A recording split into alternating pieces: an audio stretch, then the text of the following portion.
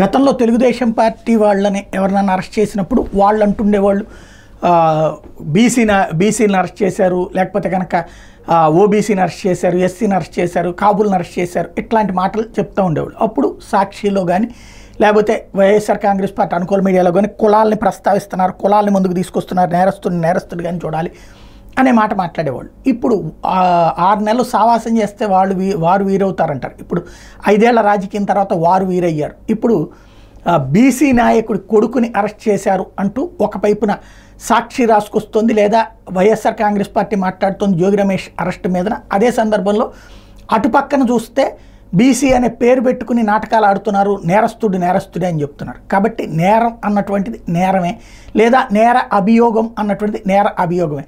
కాకపోతే నాయకుల బీసీ మంత్రాలు పనిచేసినాయి అంటే 5 ఏళ్ళు వాళ్ళు చేసిన ప్రచారం కారణంగా వైఎస్ఆర్ కాంగ్రెస్ పార్టీ ఓడిపోయి తెలుగుదేశం కూటమి అధికారంలోకి వచ్చింది. ఇప్పుడు వీళ్ళు ప్రారంభించిన ప్రచారం 5 ఏళ్ల తర్వాత అధికారాన్ని తీసుకొస్తుందా, లేకపోతే ఇలాంటి కారణాల వలన అధికారంలోకి రానియకుండా చూస్తారా, చూడాల్సి ఉంది.